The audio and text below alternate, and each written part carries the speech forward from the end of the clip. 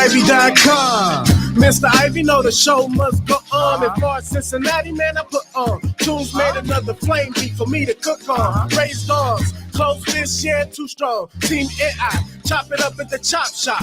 Top notch with the king flow, the hot shot. Cop squats in, listen to the real. Jumping like hopscotch, nobody harder than, oh, no, think not. Not only citywide, but nationwide, superlatives, keep it locked like them Haitian guys. Put the truth in the airwaves, we talk about it. Brand new like the tent plates, let's be about it. Who got the info by the AM? Jono be the rapper, got them jamming when they play him. Staying in my lane, they ain't gotta okay him. Who the host with the scoop? Yeah, they gon' say him. Ivy, so superlative like a bag of Drippos. Show you where the bricks at, Cincinnati Reds at. One time where my people at. Team NI, where my people at? It's the 513, yeah, you know the flow. What's the word, Nate? Let them know the show. One time, where my people at? Team NI, where my people at?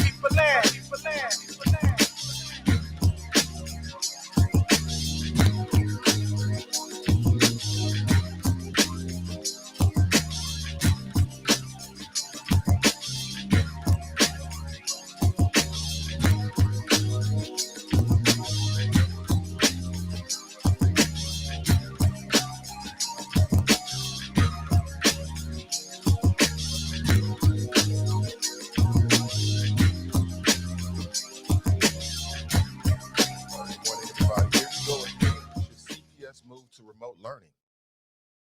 There was a big meeting last night because there's a big staff shortage within CPS, teachers and other staff. And so there's a big concern as to whether each and every CPS school building can actually operate the way it's supposed to. The superintendent, the interim superintendent, she presented a plan that would move some CPS schools, that's Cincinnati Public Schools, to virtual learning. It'll be on a school-by-school basis, which I think is fair. That makes sense. And you have some people on the school board, like Mike Morawski, who continues to be the voice of reason on school board, not city council. We'll talk about council in a second. He needs to be the voice of reason on some levels, and urging school board members to make a decision. Congratulations to the new school board members. As I understand, they were sworn in yesterday, so we got 4 new school board members. Looking forward to what they're going to bring, but a little disappointed that they didn't make a decision. As I understand, they kicked the can down. They kicked the can for like another week, and it's like, here we go again. We just went through this. And the COVID infection rate and the impact of COVID is at a level just like it was when we were making this decision. What was it, a year ago or earlier this year? Tough decision, but it is what it is. Like, you decide you want to be on the school board during pandemic. It is what it is. Nobody told you to run. So all the new school board members, you decide to run during the pandemic. So when you run during the pandemic, you got to deal with pandemic problems. These are pandemic problems. I'm a little disappointed that, and I would go a little more forcefully, but I didn't get a chance to watch in its entirety really any of the school board meeting last night. I was getting it secondhand and waking up this morning and checking it out. So I don't know who said what and what the tone was and what the attitudes were. Maybe you did. I'd love to get your thoughts on this, but to me, it's a no-brainer. Shut down the motherfucking schools on a school-by-school basis. Simple as that, temporarily. I don't know why this is so damn difficult. It's so easy.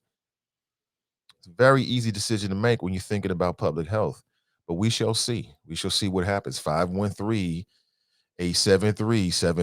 Oh my God, here we go again. We will discuss. And school boards are making similar decisions across the region and across the nation. And across the nation in terms of,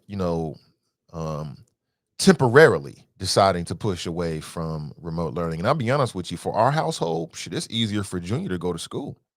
It is so much easier. It makes everything work better. It's more of a struggle, but as I've said before, I feel the same way. I remain completely unremoved. I feel the exact same way as I did a year ago. That's my problem. That's my son. I'm responsible for him. We responsible for him, not you. Not even CPS on some levels. We are ultimately responsible for what that boy does and making sure he gets what he needs on a daily basis. So if they got to go remote, then I got to do what I got to do. Nobody told us to have him. We decided to have him. We are ultimately and singularly responsible for him. Not you, not the village, not the superintendent, not the school board. It's me. So during a pandemic, again, we still having pandemic problems. Damn it, we ain't gonna never get over this. You know what I'm saying? Like when I stumbled upon the theory humans worse than COVID, it started lightweight as a joke. But the reason why we laugh about it is because nothing is funnier than the truth. These damn humans are worse than COVID. We are never going to get beyond COVID. I'm a very optimistic man. Y'all know this. But if there's one thing that I have no optimism about, it's humans' ability to beat COVID. COVID is way more organized than us, way more on point than we are as human beings. Way on point because we got all these different agendas. Should I do this? Should I do that? COVID just wants to replicate. That's it. Replicate, replicate. In the human brain, we got all these competing agendas and competing things and ideas. I mean, come on, y'all. I mean, this shit is so, it was simple last year. It was simple early in the year. It's simple now. This ain't no super deep ass fucking decision. I don't want to hear that from school board members. It is not. It's real simple. Do what's best temporarily, school by school basis for public health. Simple as that. Damn it. Damn, when did we get to the point where we can't even make decisions anymore as human beings? When do we get to this point? When did we lose all freaking common sense? Everything's politicized. Everything. Even things that should not be politicized. I'll tell you it again. There's a movie on Netflix right now called Don't Look Up. If that doesn't completely parallel the times that we live in right now, I don't know what does. You got to check it out. Daryl writes, human worse than COVID equals don't look up, right? Don't look up. Don't look up, right? And I don't want to spoil it for you because the title is of the movie. As you go through it, it just makes so much perfect sense. We're dealing with the same shit right now with COVID, with our politics, which are badly fractured and polarized, with this damn January 6th. Like, we can't even agree that was an insurrection. A year later, this mofos run around here in a significant percentage of the human population, the American human population, because the birds and the animals, they already know what happened on January 6th. It's these damn humans, worse than COVID, running around here like, well, that really wasn't an insurrection, huh? Stop the steal. Stop, steal what exactly? Stop the steal. What was stolen? The election. Give me some evidence. We don't need no stinking evidence, right? That's the world that we live in right now. Water's no longer wet. Gravity doesn't really exist. The earth is flat. We got a nation of flat earthers. Like, we literally keep having conversations about whether the world is round or not. Oh my God, we don't have a chance. We don't have a chance. We have no chance for the future. None. Zero. Because we can't even agree on the most basic things anymore. We can't agree on it. Oh, man. Kathy writes, watched the movie last night, made fools out of the people. Yep, sure did. Made us look like straight morons, which unfortunately, the nincompoop level has gone way up in the human population. I don't know when this happened. Don't blame rap music. When exactly did we lose our damn minds? When exactly did we lose our damn minds? When exactly did we just, a certain percentage of the population just started veering that way? Or has it always been that way?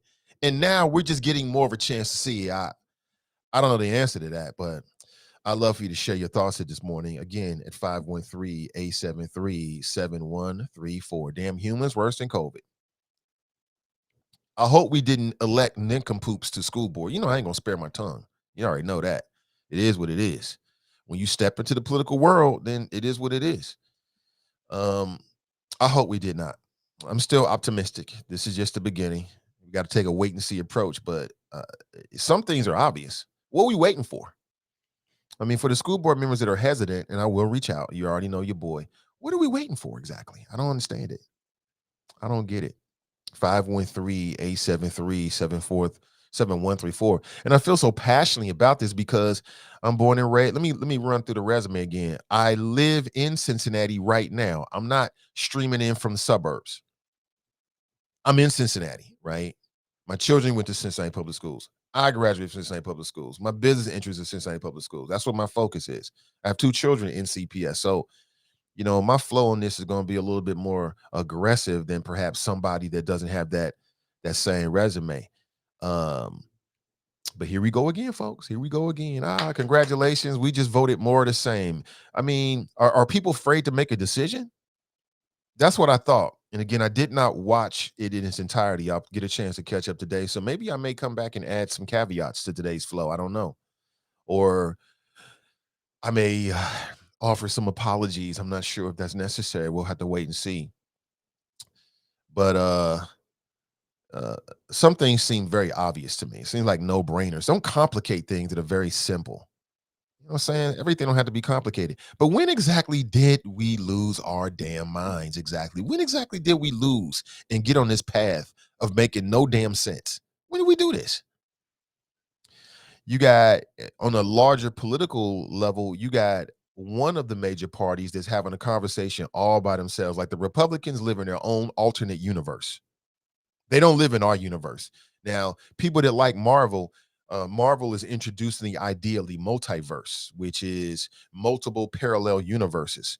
Another universe just like this, where another you is living a whole different life. You might be, I don't know, you might be an actor in another universe or multiverse. Now, for me, this concept isn't new because I was reading comic books back in the 80s. So all this stuff was out there then. So I can wrap my head around it, but it's like the Republican Party lives in a whole alternate universe. Whole alternate universe. Just amazing to me. Like these mofos spent years with ceremonial uh, uh, committees and indictments of Hillary Clinton because of Benghazi, and she had nothing to do with it. She wasn't even there. It was out of her hands. But over and over and over again about her emails. Oh my gosh, she emailed somebody and she wasn't using her official email. I remember me and Chairman Mom, RIP Chairman Mom. I remember she and I got into it as much as a son can get into it with his mother about politics. But we had a little conversation. Like I said, me and Chairman Mom we had an adult relationship. I was her child, but I was an adult with her, and she was an adult with me. We had a conversation going years back, family. I got to tell you this, and I probably told you before, but it fits. And she was like caught up with that email stuff, like, well, what Hillary Clinton did was wrong with those emails. And I was looking at her like, woman, have you lost your damn mind? Give a damn about no damn emails. Meanwhile, Trump comes in office, him and his family using personal emails for all kind of sensitive information. Nobody says a word. It's like different realities, right? And I know in America you can do everything you want to do. Some people are in the cosplay, like they wake up every day dressed up like I don't know, dress up like a character from Mortal Kombat, Katana, dress up like Katana every day. Like go to sleep with your Katana outfit on and wake up with Katana outfit on. And you can do that. Some people walk around, they wake up every day dressed up like Morpheus every single day, complete with the shades on at all times. I mean, you can do whatever you want to do in America. You can live how you want to live, but that don't mean you can have your own facts, right? What the press secretary for Trump say? She said, alternative facts, right? We live in a world of alternative facts. You can just make up what you want to make up, right? You can believe what you want to believe. Omicron, no big deal. Like how many people, I just need to understand this from school board members, like exactly what.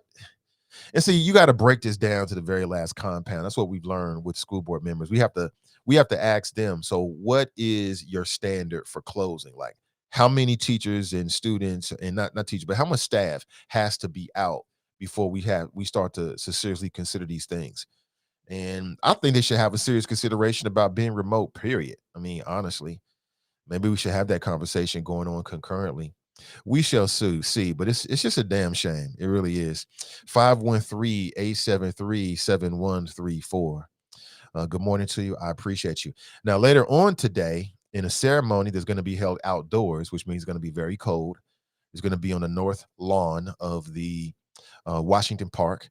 You're going to have Aftab Pureval, who is the mayor-elect. Today, he becomes the new mayor of Cincinnati. And whoo, no more John Cranley. I'll say it again. What in the hell did he do?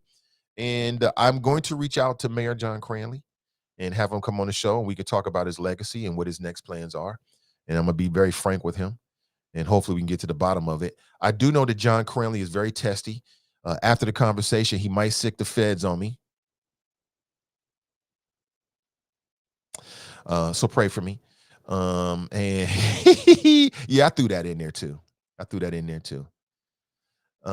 But I saw an interview that he did with some local folks, and he got a little testy. He got in his feelings when they challenged him about his record.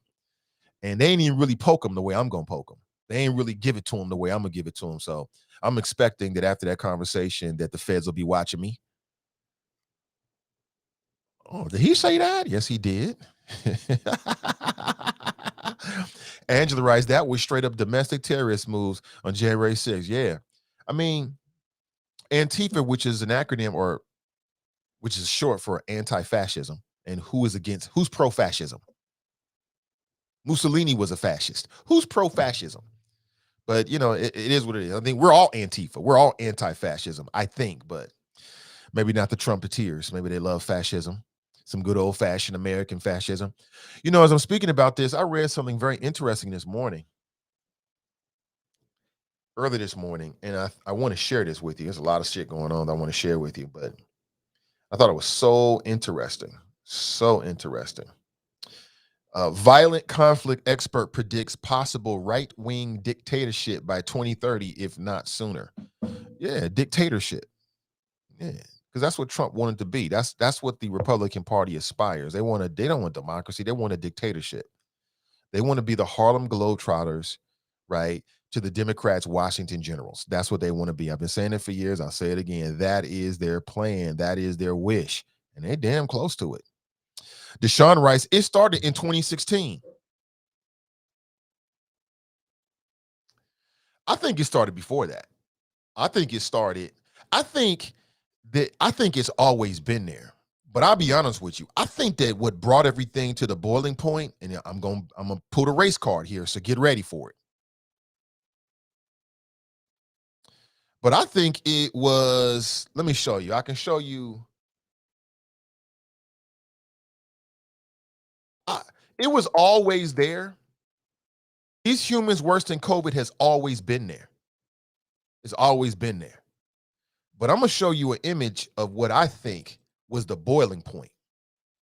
Like when it really boiled over and we started to see it manifest in the streets. I got an image. I'm going to show this image to you in just 1 second. Hold on 1 second. Make sure I pull it up real quick. Now, as we wait for that, I want to get a word in from our sponsor. Today is brought to you in part by our friends over at Renew Community Church. They do a Sunday morning masterclass. People love those masterclasses. You can learn so much. I love them. 11:45 a.m. You can tap in on Facebook and on YouTube, and I'll tell you exactly where in a second. This Sunday's topic, learn how to feel good and attract money, health, new relationships, job contracts, and business opportunities in 2022. Raise your hand if you're an entrepreneur.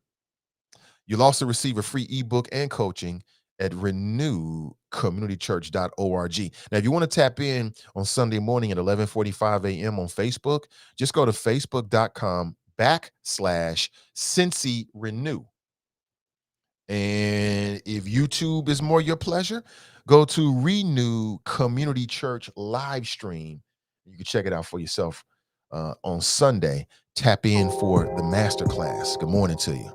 Good morning. Good morning. Now, as I said, I got an image for you. This is where I think things went downhill for most of the country, right there. It was an introduction of this family right there. That's the 44th president and the former first family, Michelle and their two children, Sasha and Malia. That's when I think it really started to manifest itself politically. Like it's always been there, the angry white male syndrome, Rush Limbaugh and other people whipped that to a frenzy.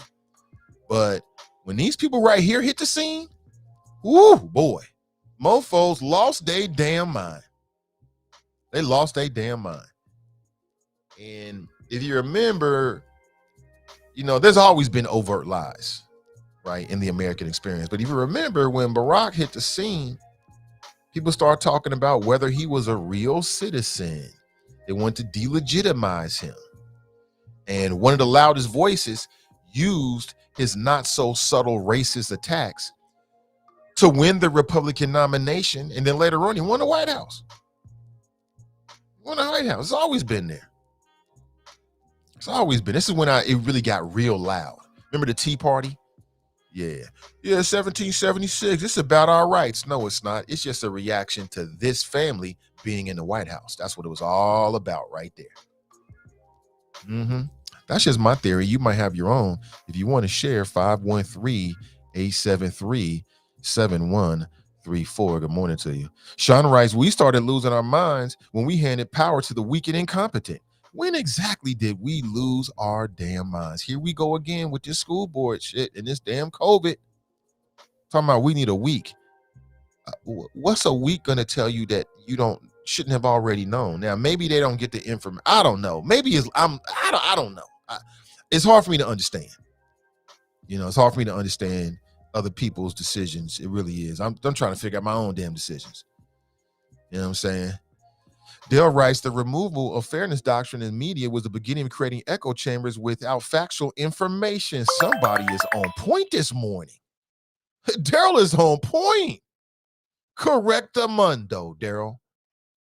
Absolutely. That definitely plays a part in it. That man, damn, this motherfucker's on point. I love it. This must be the chop shop. The removal of fairness doctrine in media was the beginning of creating echo chambers without factual information. You are absolutely right about that, brother. You are 100% point. That man is on point. That man right there, this dude right here, he on point. Excellent point. You're right about that. These echo chambers where people just say anything and can lie. It don't even really matter these days. As long as you're saying, there's some people out there that don't care about the facts. They only want to hear what they want to hear. Reinforce me, reinforce what I already believe. Don't challenge what I believe. Don't give me new information. Reinforce what I already believe. He's right about that. Dale writes, Homeland Security putting out a warning about lone wolves committing violence in the wake of the insurrection anniversary, and none of them are black. I've said it before. We got a big problem here domestically, and it's not the black man. It's not the black man. It's not the black child. It's not the black woman. It's the mothers caught in their feelings because America isn't giving them what they read about in the history books. Like, where's my plantation? Nobody's bowing down to me. Must be unsuccessful. It's the black man's fault, right? Kelly writes, good morning. Good morning to you, Kelly. Politically Petty Podcast writes, morning, Nate and the Choppers. Brother, I'll give you a call today if you have time so we can, I'm not sure what the nature of it is, but whatever it is, for sure. Nat writes, good Tuesday, Choppers. Hey, good Tuesday to you. Black voices matter. David writes, good morning, Nate and the Choppers. Good morning to you. David writes, talk about those 5 kids out of poverty. There's a lot of things I'm gonna if I'm able to get this interview, which I think I will happen. With now he'll be the former mayor as of 11 a.m. this morning. As I've read per the charter, everyone has to be sworn in. I think it's at 11 a.m. on a certain day. So I'm cool with that. I think John Crenley is running for an Ohio governor. Talk about pick your poison. Reno 1 or Cranley. Reno 1, I don't get that. Or Cranley, shaking my head. I look at it between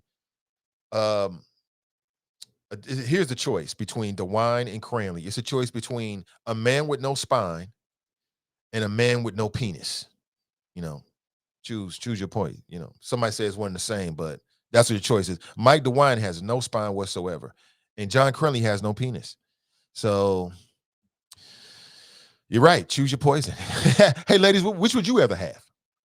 Would you rather be with a man who has no penis or a man who has no backbone and no spine? You tell me. Sister Irish writes, I watched the entire board meeting. I thought the recommendations for the administration were on point and timely. The board should have come prepared to discuss the issue. Not all was ready. And I did not watch it, but that's the sense that I got. How are you not prepared for this discussion? Where the fuck have you been? Excuse my language. Where you been at? What you think is happening? If you're an incoming board member, how? And again, I don't want to go too hard because I didn't watch it, so I'm gonna reserve all of this. I'm gonna put the dogs at bay, but I don't want to react. I want to respond. So my reaction was like, wait a minute, how are you not prepared? You're not watching the news? What you think first day at work, what you think you got to deal with? If you're a brand new school board member in Cincinnati, what you think the first issue is going to be on the first day of your job and you read the news? It's going to be fucking Omicron. What you think is going to happen? But again, maybe there's another level of preparedness that people felt like they needed. And, I want to be fair. But what I would say to anybody who's running for especially school board, council member, is you have decided to run and then get elected during a pandemic. This ain't no normal time. This ain't no regular degular out here. You know what I'm saying? So you got to come prepared to deal with what you're dealing with, which is a pandemic and all the pandemic problems. Like, do we go remote and staffing issues and every other thing that we can't even think of right now? I'm sure it's a billion things right now, but you got some senior school board members. I hope Mike Morosky becomes the president of the CPS board. I'm just going to say it. I don't know how to, maybe the board decides that, but I think that would be a good look for CPS. But anyway, so you said the board should have come prepared to discuss the issue. How did they not come prepared to discuss the issue? That burns me up. Because that's what we just dealt with. Y'all said y'all was going to be better. What do you think? What do you think you was going to talk about the first school board member meeting? What did you think was going to be the first issue? School lunches? No, it's the pandemic. It's the staffing issues. And again, not having seen, I want to keep saying this. I did not see the board meeting. So I'm talking to you just of what I've seen and my feelings. I don't have any real facts behind it. I'm just telling you. This is just a straight up opinion that is not based upon anything factual. So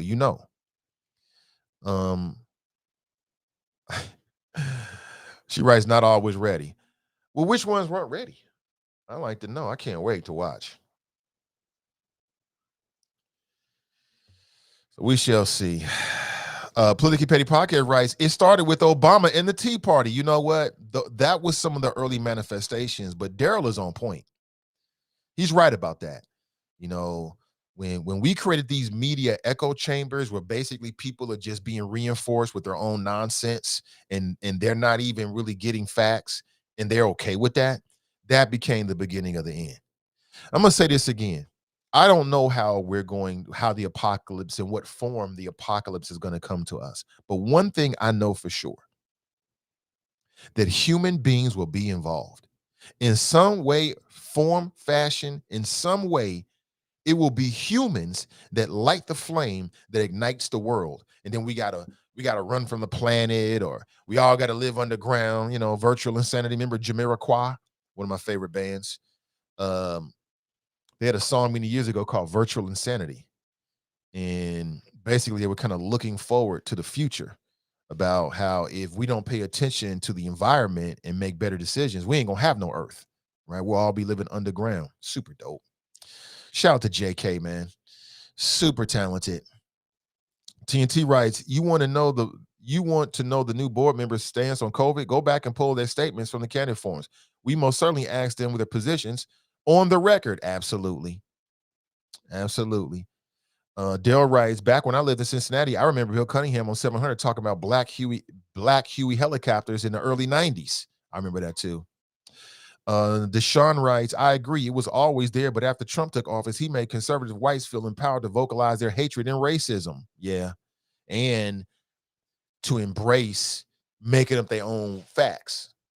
We just make this up as we go along. And if we keep saying it over and over again, people will believe it. They'll believe it. Like, The January 6th insurrection was a liberal plot. They're just trying to make Trump look bad, right? I see you, medium Buddha.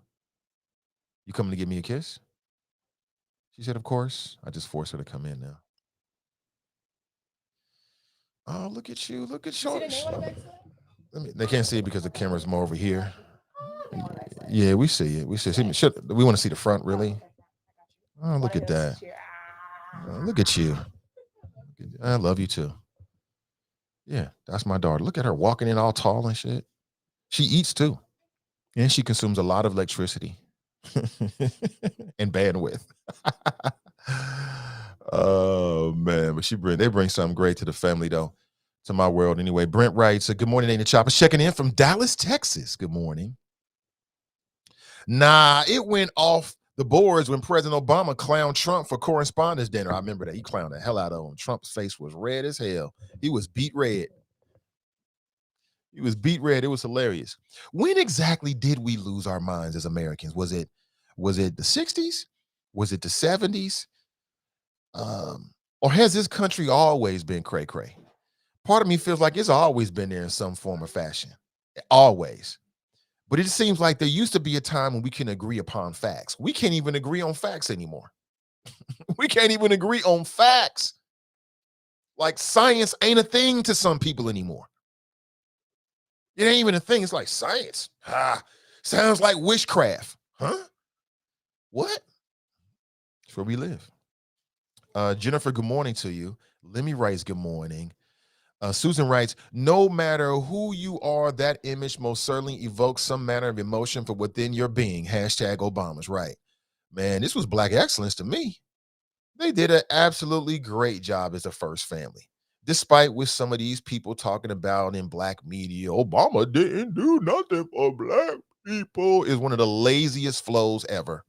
It's one of the laziest flows ever in mankind. Go do some fucking research and read about what was actually accomplished and what was happening politically. Come on, what do you think he is? The number one magician in America? He's a president. He can't just snap his fingers. This ain't Bewitched. But I thought they did an excellent job as the first family with a lot of dignity and class, right? Dignity and class, something we lost with Trump. And I thought Michelle Obama was an excellent first lady. Absolutely excellent. But when they hit the scene, people lost their minds. I want to see your birth certificate, huh? Like, this is amazing to me. Like, Trump was out here on some birtherism, right? As if there's a plot to elevate the Black man into a position of power. Now, as Black people, have you ever seen something like that before? Because I love to see it. Where they do that at? Where is the government and all of the media involved in elevating Black people in positions of power? I'll wait. I ain't never seen no shit like that ever in my life. Because wherever they doing that, I want to live there. What state of the union is that? Is that Hawaii? Is that what they're doing in Hawaii? Oh my! Is that why Brother Ken Lawson moved to Hawaii? They elevating Black people in positions of power with coups and plots and all this kind of stuff. I ain't never seen that before. Yeah, that must be that must be Earth 3, right? In the multiverse, because they ain't doing it in this Earth. It's hard. Like, to believe something like that is fantasy. Like, let me get this straight. The American government has to conspiracy with the media, and I guess they have to go with the state of Ohio as well, right? So they could like redo the birth records to elevate Barack Obama to be the first non-white man, the first melanated man to be the president. And they did this. Why exactly? Why they do this? But people believed it. Yeah, let me see the birth certificate. I knew you wasn't born. You are Kenyan. Sure he is. Sure he is. Yeah. They do that every day. Oh, man. Daryl writes, it says Renacki or Cranley, the damn autocorrection, these iPhones shaking. Oh, yeah. He's running for governor too? Oh, my God. That dude is nuts. He's even more nuts than DeWine is, or maybe he's even more nuts, I think. TNT writes, terrible options. Yeah, we got terrible options for governor. Terrible. We might have to hold our nose and vote for one of these clowns. It might be Cranley. You know what I'm saying? It might be Cranley. That's the damn thing. That's the gosh darn thing about these. Excuse my language. Please forgive me for my brash delivery, Lord. Thank you, God. It may be Cranley. It may be Cranley. You may just have to roll with Cranley. That might be what it is. I don't know. But somebody got to give him the business in Cincinnati media. And it's got to be me because nobody else got the stones for it. Let me see. They both suck. Yeah. I want to hear more of Cranley's platform, but I mean, Cranley over DeWine. Cranley. It might be Cranley. I don't know. Have to wait and see. Kamiki writes, the federal government is committed to in-person learning. I don't think any of our school systems can support going back to remote learning without federal funding. You may be right about that. But this conversation is just about temporary remote learning. Just temporarily to get the staffing back up, and maybe COVID goes down a little bit, but we don't have a chance in hell. Sister Irish writes, Ben Lindy is now president, Carolyn Jones VP. This was voted on last night.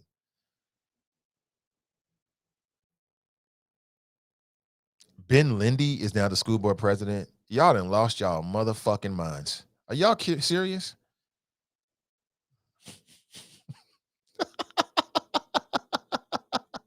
Don't look up. Don't look up. So let me get this straight. So Ben Lindy was the dude that was pushing everybody to go to remote. He wanted your kids to be remote, but he didn't even want to eat lunch in the same room with his colleagues. That's the man who came on this show and made no sense whatsoever at all. That's the guy. Okay. Do what you want to do. Ben Lindy is now president, Carolyn Jones VP. This was voted on last night.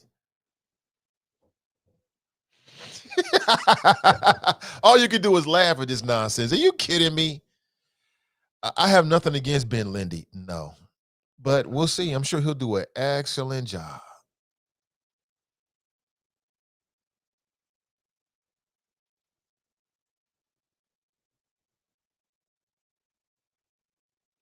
Oh, that was a moment of silence for common sense. I had to give a moment of silence. But common sense is fucking dead in Cincinnati, right? So that was a moment of silence for common sense. There it is right there. Excuse my language. Boy. Really? That's some dumb shit right there. But okay. We'll have to wait. We'll see how it goes. I was not impressed. When I talked with Ben Lindy, I was not. In fact, I was the opposite of impressed. I was whatever the opposite of impressed is when I spoke with him earlier in the year. I thought that there was some insults to our intelligence. And I thought that he seems like the kind of man, Ben Lindy, and I will say this to Ben Lindy. Ben, if you're watching, I mean, it ain't nothing personal. Ben Lindy seems like the type that arrives at a conclusion and then looks for facts to support his conclusion. That's what he seemed like when I talked with him. And this is who you want to be the CPS school board president? Okay. That's so Cincinnati. Brenda writes, good morning. Dale writes, didn't some Tea Party members of the NAACP, pre-TNT, and her crew, didn't some Tea Party members become members of the NAACP, pre-TNT, and her crew? Hashtag Slitherman? I believe so. I don't have all the details on that, but I believe so. Lemmy writes, pandemic still, COVID cases running rapid, many breakthrough cases. Federal and state governments need to give paid 7 days off work with no penalty from employer. It's a COVID pandemic. People are working sick due to pay and getting points from their employers. Shaking my head. Yeah, like for real, y'all, it's a real pandemic. Like no joke.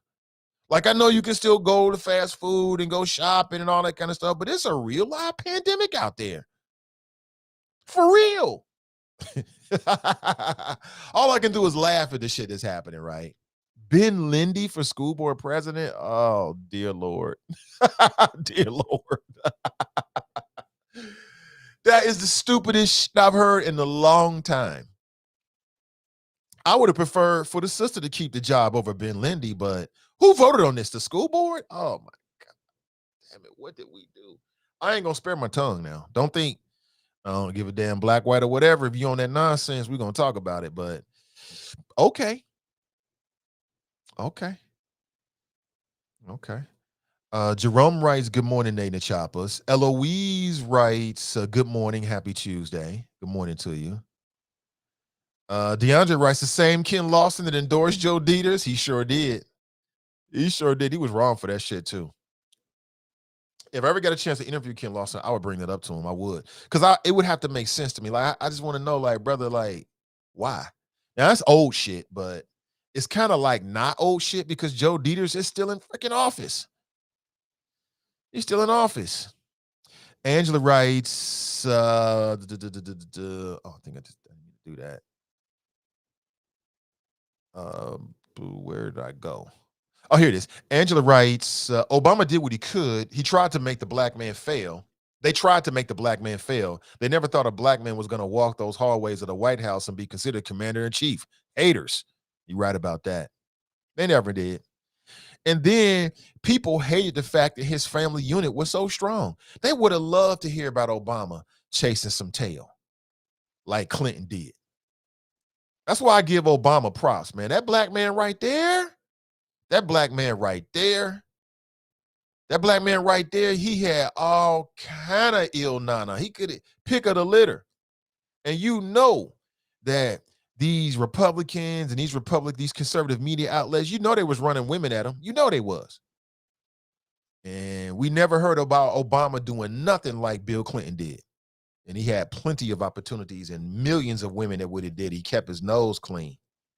And same thing with Michelle, even with Sasha Malia. I mean, I think there was like some pictures of them afterward, like smoking reefer.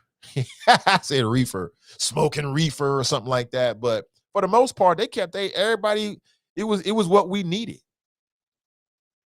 Far better than the dysfunctional family that we got from Trump. I mean, hell, the first lady didn't even want to walk next to Trump. She didn't want to hold his damn hand. He was walking on and off Air Force One. You could tell they didn't love each other. Well, at the very least, you could tell they didn't love each other the way Michelle and Obama and Barack did. And I loved it. This country, parts of this country lost their mind. They couldn't stand Michelle Obama. What you mean? You want us to eat fruits and vegetables? What, you think you better than us? Right? That's what people was saying to her. Drink clean water. We don't need you to drink clean water. Pass me some Gatorade, right? Damn fools. Damn fools. Here we go again. Should CPS move to remote learning at least temporarily? Absolutely, they should. Why? Because the interim superintendent said they should. Because it just makes perfect sense to do it on a school-by-school basis. It makes perfect sense. Temporarily.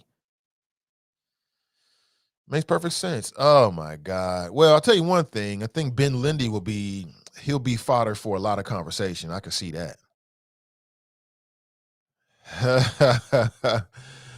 We shall see. We shall see. Victoria writes, Nan Whaley is running for governor. Yes, she is. Yes, she is. They try to take her out with some old like corruption type shit, but I'm not really sure that it was true or not. It's funny how any Cranley opponents always seems like the feds is always out there for some reason. Like you criticize or oppose Cranley, somehow the feds are investigating you. That's funny how that works. Funny how that works. Let me see. Good morning. You are on a roll. You're on a roll this morning, LOL. Thank you. Kamika writes, I don't think Cranley can beat Nan Whaley for the Democrat spot for Ohio governor. I need to know more about Nan Whaley. But because of how I feel about Cranley, I'm very open to hearing what Nan Whaley has to say. I'm very open to it. And plus, I'm pro-female leadership because men have fucked everything up. They effed everything up. So we need some female leadership. Maybe that's exactly what Ohio needs. Callie writes, good morning, everyone. Susan writes, wow, that was a power move. Ben Lindy is special interest group funded. Yeah. I told you about Ben Lindy back when we talked about during his campaign. He came on the show. We talked about him then. Told you how I felt. I was like, I'm sure he's a very intelligent man and maybe his heart's in a good space, but it's something that's I ain't liking it. I ain't liking it. It's more to it. Now, wow. He raised like $200,000 $260,000, something crazy like that to run for school board. Like, why? Why you want to be on school board so bad? And then for me, and this is just me, how is it that you're the school board president? And again, it's just some shit I just can't get over. I'm sorry. Maybe I'm different. Sister Iris writes, the health impact COVID is having on children is alarming. Yes, it is. It's very alarming. It's very alarming to people that care about those kind of things. If you don't care about those kind of things, you don't give a damn. You ain't alarmed at all. Carmelita writes, good morning, Nathan and the Choppers. And you know they were trying, oh, you already know they was trying to set Barack Obama up with something pretty.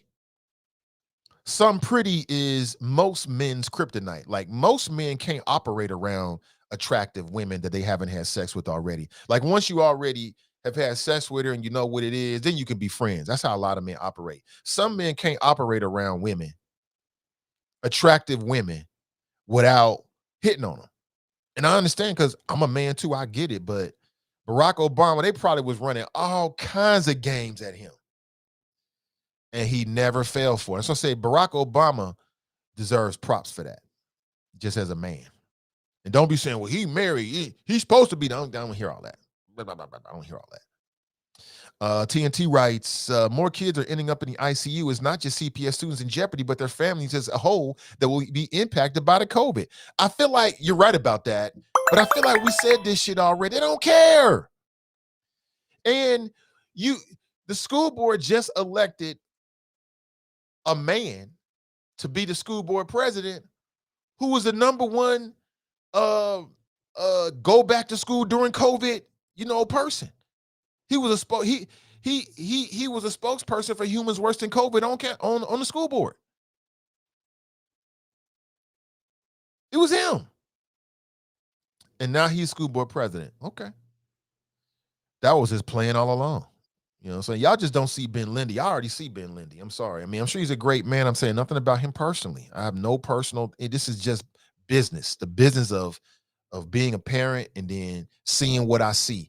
If you don't want me to see certain things, don't put it out there. This is what I see. I don't have to be right. This is my opinion. I don't care if anybody like it or not. That's how I feel about him. I feel like I think we could do better. I think we could do a lot better. And like I said, he came on this show and said the dumbest shit imaginable and just sat there like we was just supposed to, like we stupid. Like we dumb. Like, well, yeah.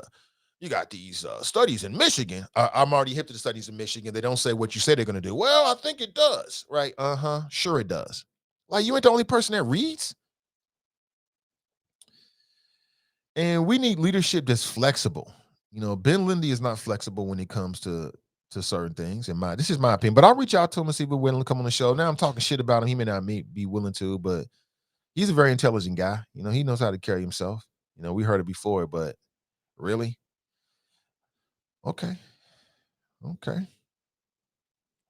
I don't like that. I don't like it at all. I think that right there already, Ben Lindy being the president of CPS school board, Carolyn Jones being VP, off the top tells me that this term's going to be some bullshit. The probability of dumb shit going high and nothing really changing in CPS just went way up in my heart. It just shot up. Like my optimism for school board just went down when you told me that, Sister Iris. Thank you. I'm not as optimistic as I was before because I'm seeing the same old bullshit. Excuse my language. Lord, forgive me for my brash delivery. I'll try to be better, Lord. Thank you. So my optimism just went down. We'll see what happens. Tanika writes, good morning, Nate and the Choppers. Good morning to you. TNT writes, other countries are shutting down and we still out here debating with idiots on personal freedom to not wear masks. Right. Don't look up. Right. Yeah, hearing that Ben Lindy is now the president of the school board and Carolyn Jones the VP, my optimism for what they're going to actually accomplish just went way down. It just went way, way, way, way down. I mean, like, for two reasons. Number one, who voted? If it's the school board that voters on, you tell me the majority of the school board voted for this nonsense? Uh-huh. But all they would need is to get, so you got four new ones and four ones that were incumbent. All they would need, I think, is just one of the new ones to go along with it. And oh, dear Lord. Mm, mm, mm. The children, Lord, the children. Protect the children, Lord. Marisha writes, good morning. Good morning to you. Good morning to you, Maurice. He writes, John Hanson was the first copper colored president, but he was whitewashed like Abraham Lincoln. Lincoln's law partner spoke of Lincoln being dark skinned. John Hanson? First president of what? I don't remember John Hanson being a president. Victoria Smith writes, the folks on Reddit hates John Cranley. He is not loved. He is not as loved that he thinks he is outside of Cincinnati. He's not even loved in Cincinnati. John Cranley ain't universally loved in Cincinnati. I think he's got ties and connects, especially with the business developer community and things like that. I mean, he can raise money for sure, but he ain't universally loved in Cincinnati at all. So we shall see. Happy Day writes, new board members telling superintendent to be more creative than just virtual, but never mention one idea themselves.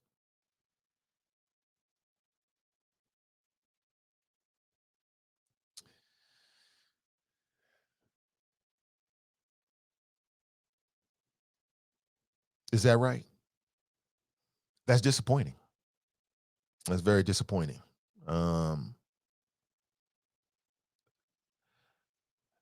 This is not an art class.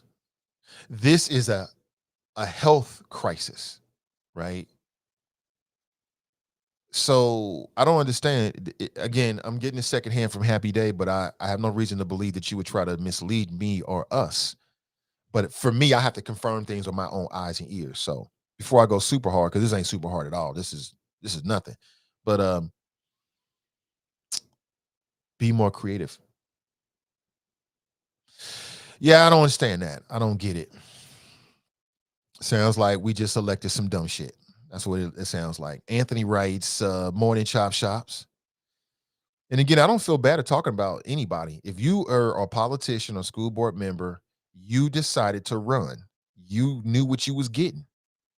It is what it is. And hopefully you'll take the concerns from the community and make the very best decision for the community. But we shall see. We shall see. He's brought and bossed, period. You talking about Ben Lindy? Yeah. Of all the people, I would have preferred a brand new school board member over Ben Lindy. I'm not a big Ben Lindy fan. It's just something about the guy. And again, I will say this to him face to face. So I ain't talking shit about nobody's back. It's just something there that I got as I did my research when he was running, and I looked over his campaign donations, and because I actually did pull it and look for it myself. I was just very curious. And then some of the things I've heard him say, but it is what it is. The decision's been made. Lemmy writes, does America corporations and schools care that we are still in a pandemic? People are still sick and dying. Yes and no. Like, I think everybody cares about the pandemic, but it's kind of like those situations where people have different feelings about what that means. Like, there's a lot of people believe that if you get COVID, it's no big deal because the vast majority of people don't get sick. So they're not really worried about that. And the only reason why this conversation has come up with CPS is not about people getting sick. It's about people being sick and not going to work. So let's be clear about that. So nobody cares about people getting sick like that. No, they don't care. What they care about is you getting so sick that you call off work and then the school building doesn't work the way they wanted to work. That's what the concern is. So you're right. Nobody cares about people getting sick. I think people care about people dying, but it's kind of like, well, such a small percentage that you don't really have to worry about that. And that's the feeling that I get. Like, hey, just eat some fruits and berries and work out, build up your natural immunity, and you'll be okay. And who knows? Maybe they're right. Good morning, Tiffany writes. Good morning to you, Tiffany. Callie writes, COVID is going nowhere, but why is it that the only way to keep shutting down the urban schools, but not the white schools, the same thing they're doing to maintain white schools during COVID, do the same for urban schools? Remote learning hurts a lot of single parent families. It hurts a lot of dual families too. You know what I'm saying? Like I said, when my son was home, shit, we parenting. We parenting, right? For real, for real. We doing it. I'm doing it. The wifey's doing it. We making adjustments to our schedule to make sure we make it work. So it's not just single parent families, but you're right, especially with a single parent family. It affects everybody. It affects everybody. To me, I want my child to be in class, face to face, getting that learning, getting that arithmetic, that reading and that writing, all that kind of stuff. I don't know why I'm talking like that. Excuse me. Oh, shit, I'm just seeing it. I got a text message earlier. I'm just seeing it. Way to go. Way to blow it. Way to blow it. Way to blow it, school board. Y'all coming in, striking out. Boy. So I'm with you, Callie. You're right. You say it hurts. It creates more pressure, but I feel the same way. Those my children. Nobody tell you to have no damn kids. Nobody. You can't have kids with the expectation that somebody else gonna take care of them. You's responsible. I'm responsible for my son. My daughter that came in here, I'm responsible for her. Me, her mother. That's it. At the end of the day, when the shit hit the fan, we's responsible, and that's just how it is. And that means that, we got to take time off work to be with them doing remote learning. That's what we got to do. That means they got to go to work with us, and we got to struggle with doing meetings all day and then juggling with getting your kids passwords. Then that's what you got to do. That's what ain't nobody say they had no damn children. You had them kids. Period. At the end of the day, it ain't the school board's responsibility. It's your responsibility. It is what it is. I 100% believe that. Especially during a moment of crisis. Good morning, Nate and the Choppers. Get to the choppers! Get to the damn choppers, y'all. Get to the choppers. Ray writes good risings, all. Fox writes rise and shine, young stars. Dr. Phil Valentine made some interesting points about a flat earth. Really? Very respected leader in the conscious community. Huh. Ugh. Send me a link, but that sounds like dumb shit already, Fox. What the hell? My question to you is, when did we lose? When exactly? Can you pinpoint the decade in which we lost our damn minds as Americans? When did we lose our minds exactly? When did we stop believing in collective science and facts? When did we go down this road? It's almost like we're living in the multiverse right now. Marvel is so smart with this whole multiverse they're introducing already with the Spider-Man and the Doctor Strange and all this kind of stuff that everybody's watching, because we're living in parallel universes. I feel like that. Every once in a while I come across some of the news, I'm like, huh? People believe that shit? Stop the steal. What was stolen? The election? And every single day, more information comes out that basically just reaffirms what we already knew about January 6th. And that is, it wasn't just some kind of spontaneous sort of like natural thing. It wasn't organic. It was astroturf. It was the plot. And then afterward, when Trump started running around talking about, I think the election was stolen, it wasn't just him. It was people all over the country within the Trump administration, Jim Jordan from Ohio, Rep, and other people. They were crafting plans to steal a modern day American election because they didn't want to lose power. Right in front of us. Lying the whole time. Lying straight in your face the whole time. Let me see. It's a staffing shortage space based on community spread, and that's why they went to remote before. It wasn't because they were afraid about children getting COVID, or not with some of them. But the vast majority of school board members made that decision because it was impacting staffing. It wasn't about your kid coming home and then spreading COVID. It wasn't about that. It wasn't about kids dying. It was about, we don't have enough staff to properly operate the buildings. That's what it is. That's where we are. You voted for him. Chris writes, good morning. Reggie writes, the wealthy do not care about COVID because they can afford to stay home on salaried incomes. TNT writes, illness and death hurts a lot of single parent households. I know that right. I know that's right. Susan writes, white schools have been shut down too. Some Fairfield schools are closed. Right. Sister Irish, right? That's because the white schools are reporting the correct numbers. Plus, in the suburban areas, there is testing and tracing. Where is the testing in the natty? Interesting. Everyone is not, and everyone don't have those options. Don writes, children will be deeply affected if we go back to remote. Academically, they will fall further behind. Maurice writes, the earth is not flat. Do we really need to say that in 2022? Really? Ashley's in the house. Hey, good morning to you, Ashley. Good to see you. As always, Jocelyn writes, we never had our minds, really, but the internet has been a big piece of deterioration. People are too stupid to have access to so much information. She said, we always been cray cray. Like when I look around the world, look at the news, things are just crazy. They're just crazy. January 6th was a planned coup of a democratic republic by seditionists, right? And then it was two things. You had the planned coup, right, on January 6th, and then you had the planned cover up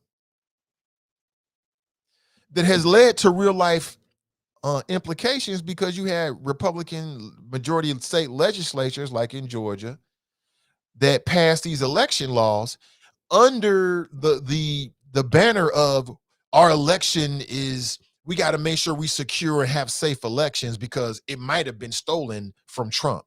Where's the evidence? We don't have any evidence, but we just think that Trump had to win because he's more popular than Joe Biden. He had to have won. He had to have stolen. And we knew that Trump was laying the groundwork before the election. In some of his speeches, he started saying things like, well, the only way I think we can lose is if it's stolen, setting the groundwork. People were like, yeah, we so popular. The only way we can lose is if it's stolen.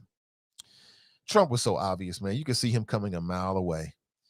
Good morning and welcome to the show.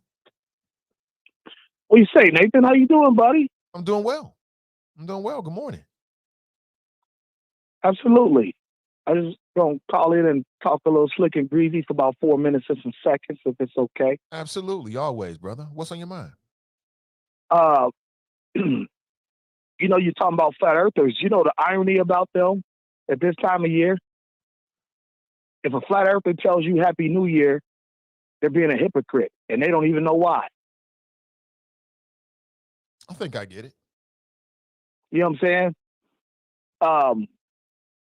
Yeah, you were talking about business. I'm glad you remembered that interview. I remember that day he called in when he was on the campaign trail. It was like one of the weirdest days in the chop shop. Because ain't he the Teach for America guy? I believe so.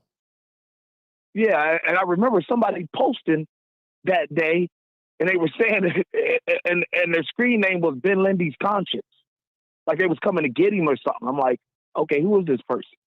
I do remember going that. at this guy. You know what I'm saying? Like, that was odd that you, because I'll never forget that day. I'm like, okay.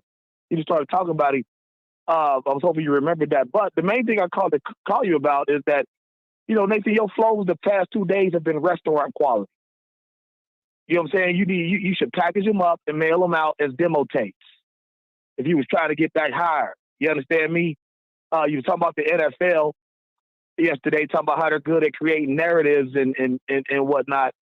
I felt like you was biting mine. If I'm being honest, it was so on point. Because for years, haven't I told y'all that the NFL is a sports league second and a TV show first?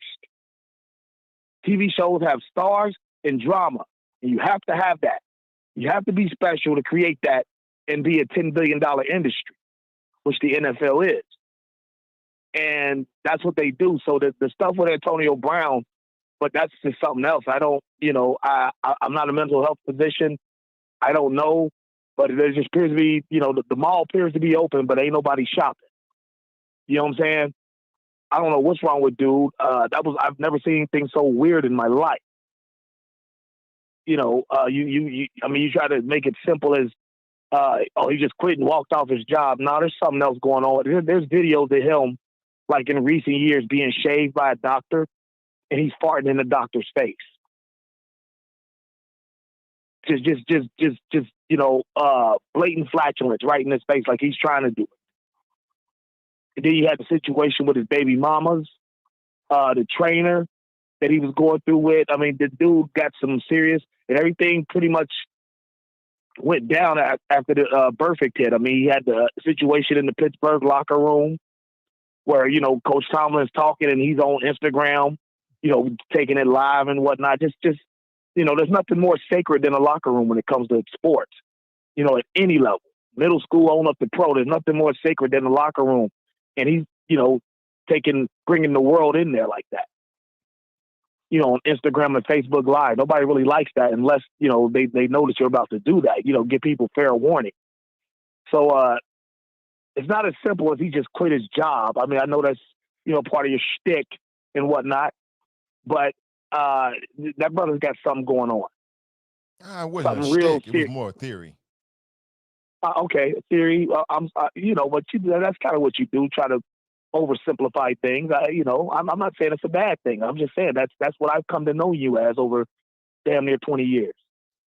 I wouldn't say that, okay? But you're welcome to your opinion, though. I mean, can I give my opinion on what I'm witnessing? I'm not indicting you, sir. I just said you're welcome to your opinion. I mean, can I give my opinion about what you're saying about what I'm doing? Damn. No, hell no. It's a bad critique. Answer. Hell you're not yes. allowed to do that. Hell yes. You're not allowed to critique a fan's critique. Wrong. How dare you? How can you be so narcissistic? Right. How can I be so narcissistic to correct you when you talking about me? How dare I? Yeah, exactly. Yeah. But yeah, Antonio Brown got something else going on, and we need to wrap our arms around that brother. Because but then, and you know what's weird? It appears Tom Brady stuck up for him again because immediately after the game, they say he's no longer a Buck, but now it's like, hold on, not so fast. Like whatever he's got going on, Tampa Bay's still involved. And they can't trade him. It's too late in the season to trade him. They should bring him back. It appears that, I'm sorry? They should consider bringing him back. They need him for the playoffs. I think that's what they're doing. Like I said, I can't, you know, it was kind of one of those things on Twitter that goes by really quickly and you kind of missed it. You know what I'm saying? And I couldn't open it, but yeah, it appears that Tom Brady's done stuck his neck out for him again. Yeah, bring him back. So I read that the coach fired him or told him to go sit down. He wasn't going to play him, so he was like, "I'm out of here." Then bump it. Yeah, it's kind of selfish. I'm sorry. There's no excuse for that in the team concept. You know what I'm saying? It's like, no, nobody. You know, this is a group project. You know, we're trying to get an A, and you don't want to do anything about it. Yeah, you could make the argument. No. You could make the argument that him leaving actually helped the team rally. They wouldn't have won if he didn't leave. They probably rallied around him leaving like, yeah, we're going to do this without you, yo. Next man up. And that's why they came back from 14 down. Addition by subtraction often works in sports. You know, locker rooms about chemistry. That's why I said there's nothing more sacred when it comes to sports than the locker room. So, but that's all I got today. My voice is a little hoarse. You know, we had a huge wrestling tournament over the weekend. So, you know, screaming and whatnot. So I'm going to try to let my voice rest, and I'll holler at you, B. You be well. Help. Oh! Get him off me. I get it. Take it easy, man. Help. I give. Damn it, I give. It's your wrestling match. Uncle. Now how you going to call in and give his observation about me? I'm just supposed to take it. I ain't supposed to correct him when he's talking about me. Hilarious. Good morning. Thanks for the call. Children will be affected by family members getting sick and dying. Nobody cares about children and their families. That's not why CPS, they don't care. What they care about is, does the school building operate properly? Do we have the proper staff? The decision about people getting sick has already been made. And the decision is, go get vaccinated. You don't want to catch either keep your kids in CDA, the Cincinnati Digital Academy, or go get vaccinated and or do both. That's what your options are. That's it. Oh, damn. The soft middle is back for 2022. Yeah. They were soft. They were so soft they couldn't even get over, you know, an issue they had over a woman. It's crazy. Let me see. Look at all of the copper-colored children that had homeschooling who graduated early and went to college. So homeschooling is obviously not a bad thing. That's what a parent that is prepared and qualified and has the time to homeschool. Everybody can't homeschool. Hell, we learned that during COVID. It's some parents that were struggling just to get passwords. Like, what's that password again? Huh? Shaking it. How does this thing work? Grandparents can barely get on damn Netflix, let alone log their kids into Power School every day. I'm supposed to scan the QR what code now? What the hell am I doing? Huh? Dale writes, NFL is a business first. Yeah, everybody, all this talk about Antonio Brown, he helped the team because when they left, they probably, if it was me, if I was like Tom Brady or a leader on the team, if it was me, I'd be like, look, he think that we can't win, I use him. Oh, he think we can't win without him. So let's go show Antonio and show the world that we're the fucking Tampa Bay Buccaneers, right? That's what I would do. And I'll tell him, I could be my homie. I'll still do the same thing. Like, bro, when you walked out, I used it. They used it and came back from 2 touchdowns from being down by 14 points and won the game. And they probably rallied around the fact that Antonio Brown left. So they actually owe him. Not really, but I'm just making an argument here. Good morning. Welcome to the show. Good morning, Nate. How you doing, sir? I'm doing well. Good morning. Who am I speaking with? This is Reggie. I ain't talked to you in a minute. Hey, what up, Reggie? What up, brother? Happy New Year's, happy Christmas, Kwanzaa, all that. I just got back from Denmark visiting my kids, and it's crazy, man. COVID is affecting the whole world. It's unbelievable. School systems are having some issues over there. The biggest difference is that unlike over here, they have no choice but to take care of white and brown and black children over there because it's a socialized system, right? Here, they actually can, and in my opinion, are using this as a tool to continue to increase the economic gap, the educational gap of us, our children, because we already know, certain economic structures are able to withstand COVID by having nannies, by working from home, and versus we already know that the minority make up the bulk in these jobs, these low-paying jobs that really we cannot miss. So that's really kind of why they're being forced, in my opinion, to do anything, is because us black and brown folks, if our kids get sick at school, guess what? We have to have somebody stay with them, and that means we miss work and then so forth. So that's my thoughts. As like I said, I traveled back from Denmark, and it's just kind of crazy how it's doing things over there versus over here. I've spent 15 years in the pharmaceutical industry, and I sold a ton of anti-behavioral medication. I'll be honest, I think what we have here with Antonio Brown is two things. One, he's a product of how he grew up down in Florida, and I believe that he does have some mental issues. But I also believe that we're going to find out down the road that he has some CTE going on as well. But I also believe that Antonio Brown is bipolar, and his actions have shown that a long time back. And the problem, too, is that he has been enabled, and he started that way back when. And unfortunately, when you mix behavioral issues with narcissists, you get what you get right now. So I can't say necessarily the guy quit, but in his world, I think he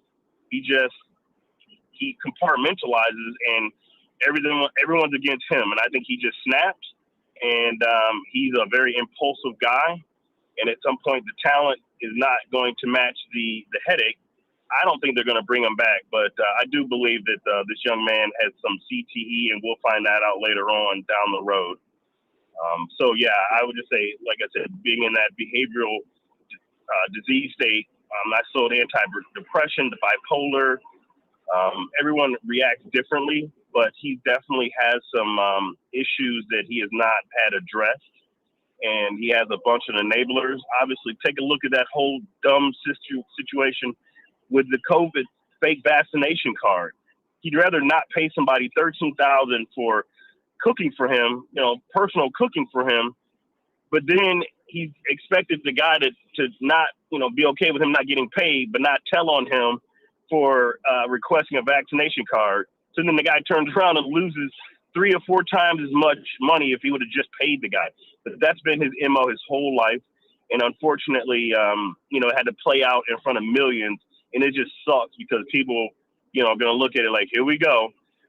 Great show, my man. Love the fact that you are a huge role model, a mentor to me. I love your show and all the intelligent listeners. Thank you very much. And keep doing what you're doing and have a great New Year, sir. You too, Reggie. Take it easy, man. Yeah, appreciate the call. Leveling up, last 2 calls.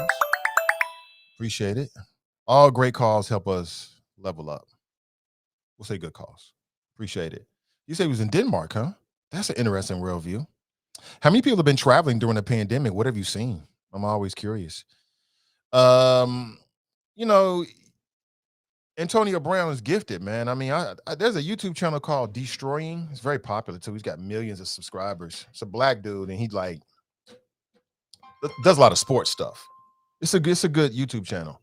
And from time to time, I think he was like a college football player. Maybe he aspires to be a pro football player. But he did an episode where he had Antonio Brown on, and it was like doing some stuff on the field. And as I watched it, I was like, man, this Antonio Brown dude is gifted. Like some people are just gifted to do certain things. And that man is gifted to be a wide receiver. Like his body type, the way he moves, just the stuff that he was doing naturally, it was just like other world type shit. Other world type stuff, man. And that's the reason why they keep messing with Antonio Brown. He isn't just a good wide receiver. He's one of the best in the game still. And it wasn't even close. When he was in Pittsburgh, he was the best wide receiver, and it wasn't even close. It wasn't even close. And when you got that kind of talent in that kind of game, and you working for billionaires and 100 millionaires, they're always going to find a spot for you.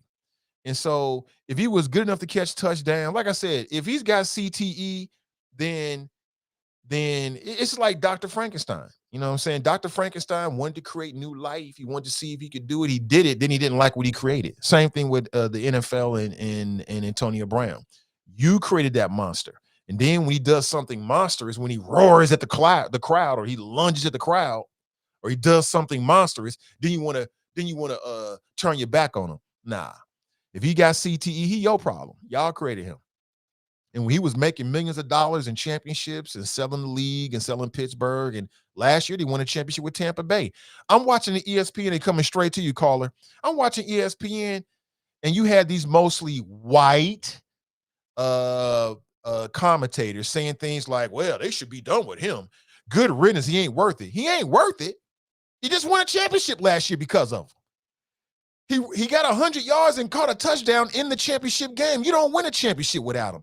Now all of a sudden he's the black sheep because he disrespected Massa and walked off the field. Fuck that field. He walked off the field. As I said yesterday, there's a lot of people that walk off the field today. You walking on jobs and you know you're not appreciated. You're underpaid. They insulting your intelligence. They insulting who you are as a person, but you got to do it because you got bills to pay. So I don't, this whole thing, it's just too much control for me. Like, stand on the sideline and hold your helmet and be a good boy like we taught you. Look at all that. He said, I'm doing my own thing. I'm walking off the field. You don't like it. So what? Kiss my ass. And there's a lot of folks that should do the same thing today. Now, you won't because you can't, but you should, and you know it. And you know who I'm talking to. You know who I'm talking to? I'm talking to you. You know what I'm saying? You know, you feel the same damn way. You're driving to work today like, please, Lord, let me control myself so I don't lose my job today. You know what I'm saying? I've been there. I already know. You know what I'm saying? But so I don't got no problem with Antonio Brown. I mean, so what? It was fun. It was something different. They got us believing that we got to stand there with your helmet. Don't you leave the field. Get the fuck out of here. Get out of here. As soon as if the NFL don't even have guaranteed contracts, your money even guaranteed, other than your bonus. The moment that the bosses decided you got to go, you gone. Hey, it's just business. Just business. Well, it goes both ways. So I don't know if it sounds like if he's bipolar, they knew he was bipolar at the beginning of the season. So this is part of him dealing with somebody that's got bipolar. Just deal with it. But he did it publicly, like he disrespected the coaches. Oh, fuck those coaches, man. They don't give a damn about you, really. They don't care about you. He disrespected his team. The team won. They won the game. Oh, he went too far. It was on the field. Get the hell out of here. It's a game. Quit acting like y'all out here splitting the atom like it's so super important. It's just a fucking football game. That's all it is. It's a game. They acting like it's heart surgery. They acting like Antonio Brown walked away from open heart surgery, like mid-surgery. Like, we cracked the first 2 ribs. The doctor just walked away. The patient died on the table. Nobody died. Nobody lost their home. The team won. Move on. That's it. That's how I feel about it. Let's go to the phones. Good morning. Welcome to the show. Good morning, Nate. How you doing? Hey, what's going on, Deborah? This is Deborah Nesbitt, the voice of reason. How you doing? I'm doing well. Good morning. Man, this COVID thing, it's never set well with me, really. How we just, I don't know, have to ship the kids off to school, and the schools don't really have to prove they're doing any safety measures or anything. It's just like send them and hope for the best. I've never really liked that. But then I was a horrible virtual school parent too. I was not good at it. And it wasn't the logging in or the technical side. It was the actual teaching my children while running a house and being stuck in the house all day side. Like it was hard. And taking care of other family members and myself and trying to keep sanity and teaching your kids and being their parent it was not the easiest thing for me. But this school year, I decided to sit on the school. And believe it or not, I almost ran afoul of the school to prison pipeline. I see how this works now. My kid caught a truancy case. I send my kids to school every living day, the Lord says. If the school wants them 5 days a week, 6-7 hours a day, they go to an after school program and everything else, y'all are welcome to have them. COVID or no COVID, because I'm just, they have to learn. And but my little one started kindergarten this year, and his big brother was like, "Can I take my brother to kindergarten every day?" I'm like, "Sure." So I drive him to the school, and I would drop him off both of the kindergarten doors, wait for the little one to go in the kindergarten doors, and then wave to the big kid as he would walk around the building, it was a short walk, to the main door and go in. Seems like a reasonable thing, right?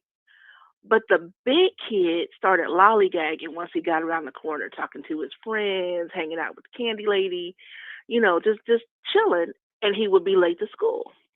And his teacher did not tell me. It happened 11 times before she told me.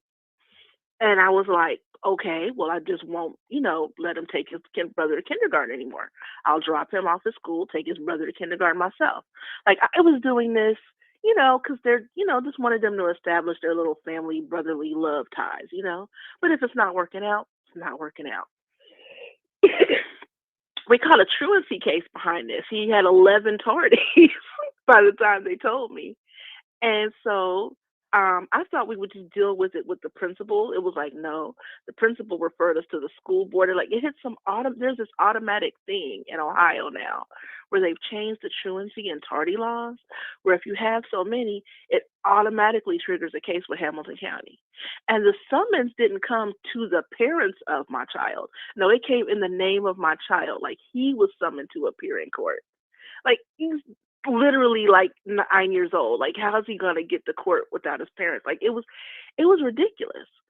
So, and I showed up for the little virtual case on the internet, and the judge was like, why was your kid late? So I explained it to her, like, this should be like a reasonable thing. Like, to me, this is Mayberry. It's not like I'm not getting the kids on school on time. It was just a misunderstanding as far as I'm concerned. And she was pretty stern about it. Like, well, you need to be more, strict with your kids. I said, the minute I found out about it, I changed the circumstance. And so she said, well, there were also a few days at the beginning of the school year where your children didn't go to school. I was like, whoa, she's right. Because the first few days of school, my little one, it was like, because of the registration process, he didn't start right away. And I didn't send the big one either. So not only did he have the 11 tardies, he also had 3 absences at the beginning of the school year. And that's what triggered the whole state thing. And I was like, honestly and truly, I was kind of worried about COVID. And she said, well, I listen to you talk. You're going to listen. So I guess I interrupted her. She's like, yeah, I listen to you talk. You're going to listen to me. You had all summer long to decide whether you were going to send your kids to school or not. I was like, yeah, but, and she was like, she didn't want to hear but. But what I would have said if she had let me talk was the circumstances changed. Like, and last year, I thought the kids, might have a vaccination by then, or that adults would sign on 100% with vaccinations. There was a lot of information I didn't have. I didn't have how many teachers were vaccinated, how many kids had got COVID, how many people had died, had anybody died, like I didn't know. It was so much stuff I did not know, and it worried me. And I was like, okay, well, am I sending my kids to school or not? Are we going to change it to virtual school? And I was like, no, they really deserve to go to school for as long as they can. And we're just going to have to mask them up, explain the importance of masks, and do it. And that's what we did. But now Omicron is like another worry. Like now it's a more infectious variant. My kids are vaccinated now, thank goodness, because they're old enough. But I mean, it's still worrying. Like a lot of people don't, they can still get sick.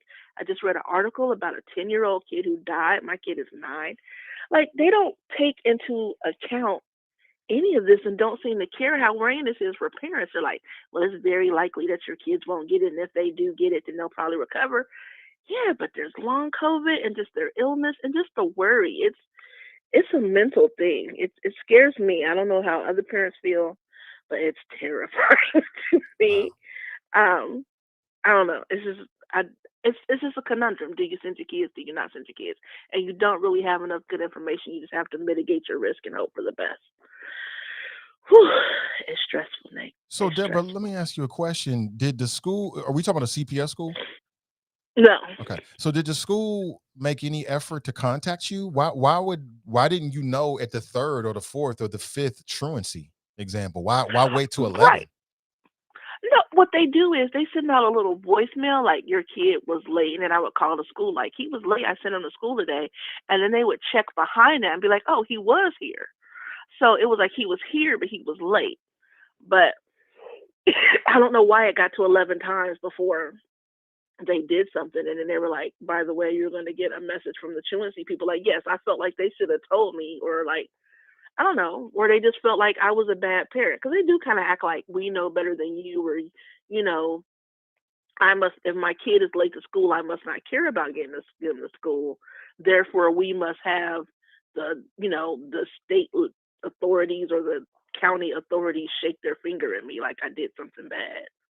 So it was really very one-sided, like, it's all your fault, parent. Be better. Like, that was the best they could do. But the thing that worried me was the fact that the summons came to my kid. It wasn't like to the parents of so-and-so. It was my kid's name. Like, he has basically a Hamilton County juvenile case at 9 years old. Like, he's some sort of delinquent. And I asked her to dismiss it, and she said she wouldn't. She said that that it would carry over till the end of the school year, and they would see how many more tardies or absences he had before they finally dismissed the case. And I'm like, I'm going to follow up to make sure it's dismissed, because I mean, they were not. I don't know. They were not They weren't really listening to what I had to say. Mm-hmm. Very I know that stressful. feeling. Damn, that's Yeah. interesting. And was So this a white woman, black? What was her no, it's race? a black woman. Black Woman. woman magistrate did not care. I think Did not. I think at that level, they're probably dealing with like the worst of the worst cases. So they become like jaded, right? They expect the worst, right? And so Right. maybe they set that up to protect children, but then from time to time, people like you get caught up in it. So Right. But I told her, I said, I didn't go through all the trouble of adopting these kids. You know how much you have to go through to adopt a kid? You know how many background checks and court? I mean, I was like, I gotta go to all this trouble to adopt these children for them to end up in truancy court. Like, that's right, not what we did. right. Child. So anyway, all that being said about COVID, I'm still worried. Now my daughter, she has to have a career. She goes to work every day, and then she's about to take a job as a substitute teacher. I'm terrified. And then she's also, I told you, I sent you the information, but I'm gonna put in my plug for my baby girl. She's doing a play at the Mariemont Theater. It's called Intimate Apparel. She's the lead in the play. It's with a guy, but directed by a black man named Derek Snow. It's the first play that Mariemont has had with a black cast in over 80 years. I need y'all to go see this play. Look it up, the Mariemont Players. I need y'all to come and see the play. I We, think it starts this weekend. okay. And I definitely want to connect. So I'm sorry. I'll reach back out to you Yeah. after the show and we can set it up. Most definitely. But my baby girl, she's back to doing her acting thing. Because, during COVID, she was living in New York. She did a play with Chelsea Clinton as the producer. She got to meet the parents. I was so proud of her. And the weekend after that, everything shut down. Wow. And she had no way to make a living in New York, so she had to come back to Cincinnati. She got a roommate here. She got a job. At first, she was out protesting George Floyd. Then when that died down, she got a job. Now she's getting another job. But she's back on the acting bench. She's talking about going to Atlanta for a pilot season. I'm so proud of her. I'm like, wow, yeah, that's dope. pursue your dreams. Pursue your dreams, people. Write that book. Write that play. Write that TV series. Write your poems. Live your dreams.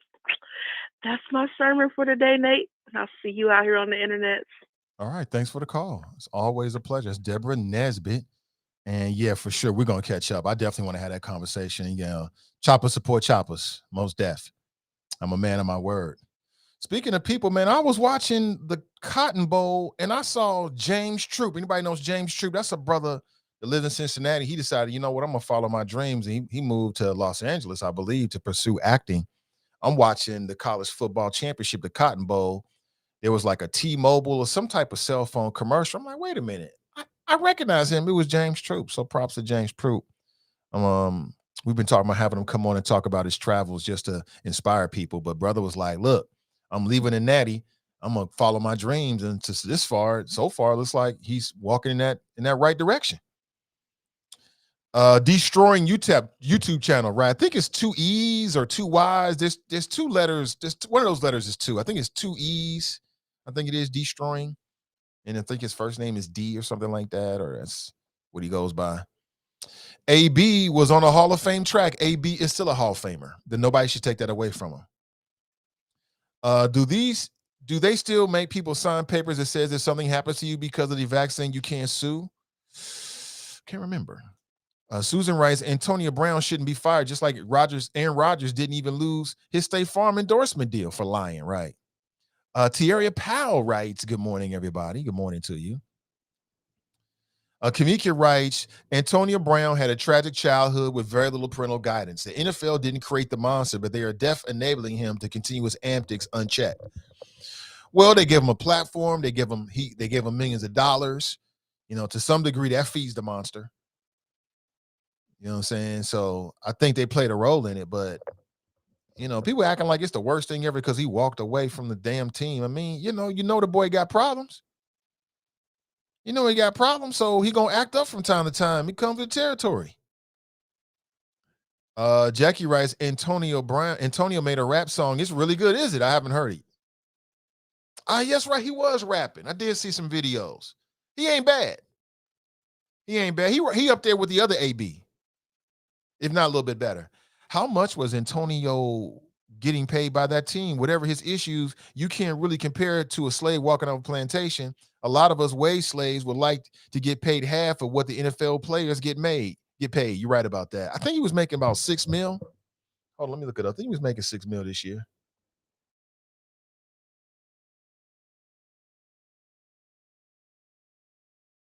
I got to make a move. I'm going to leave the show here very shortly because I'm planning on going to this swearing in downtown. No, you can't be there. You're busy. I'll be your eyes and ears and let you know what happened. How much money did Antonio Brown sacrifice by quitting on the Buccaneers? This is from Fan Nation. Let me see what I can find real quick.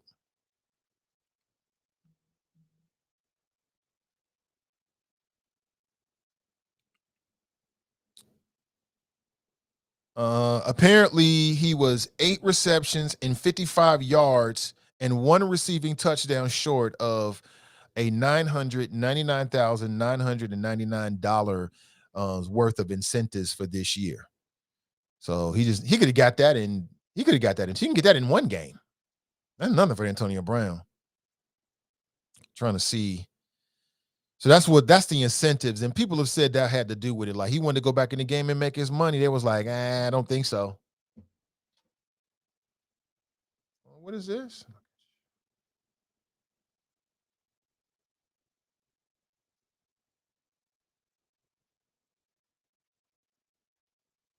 Okay, that just made my day. Thank you, sis. Keep sending it. So I'm not sure. We all are a little bipolar. Tell them, DeAndre. Everybody, listen. I might seem like I'm well adjusted, but I'm not. I got my cray, my issues like everybody else, and I like it. I embrace my cray. I ain't trying to be perfect. I keep telling folks I am not some goody two shoes. I am a tragically flawed black heterosexual man. Period. Leave it just like that. And we all got our cray. In fact, I like people that's like a little crazy in them. I like that in somebody. You know what I'm saying? I don't want you so crazy you messing with the money, but I like people that's a little bit off. I like people that live outside of the normal confines of polite society and shit. I like that. That's just me. That's just me. I like people that break the rules. I like that. I like people that embrace their dark side, that embrace their curves, that embrace, things that other people may look at them and say that's a negative, but they like, shit, this is me. You know what I'm saying? Like right here, I got a snaggle tooth. See that? I like it. I thought about getting like some not braces, but you know what? I like that it's imperfect. You don't like it? Fuck you. I like it. You know what I'm saying? So I think it just comes with as you get older, you just be like, shit, this is who I am. Period. You don't like it, don't look at it. So my brothers, my sister, chairman, mom, my mother who passed away, she wasn't 100% with us. That woman had cray. All my brothers, I got 2 brothers and sisters. I got 2 brothers and 2 sisters. They all got a little crazy in them. And I like that. They all got a little crazy in them. I like it. I told the wifey about our children. I was like, look, you have kids with me, they're going to be different. I told her this. She just kind of looked at me. Now we have 2 children and she's seeing it. I told you. I tried to warn you. Just what you wanted. That's what you got now. So I don't mind a little bit off kilter, people that's a little bit different, unique, eccentric. Got no problem with none of that. What I like more than anything else is that confidence. Just that's who you are. That's who you are. Embrace it. If you're a little bit fucked up, cool. As long as you can admit it, that's all that matters. What I don't like is people that's a little bit fucked up and you acting like you not. Quit fronting. Like you all normal. I am not all the way here. That's what makes me good at this on some levels, man. It all comes with the territory, right? Oh, man. Good morning. Welcome to the show. Did we lose you? The one, the only. You know who it is. How you doing, sir? Hey, good morning to you, Drop. Welcome. Well, thank you, sir. 7 days. My cold is pretty much over, or as some of the people in the chop shop said that I had the Omicron. And if I did, I'm unvaccinated. I'm black, not vaccinated. I mean, come on, Mr. Ivy. This whole COVID-19 thing is blowing up in the face of our government. Okay. I mean, if you can't, I'm not gonna argue with you. I'm not gonna debate you. I'm not arguing, it's brother. Out there.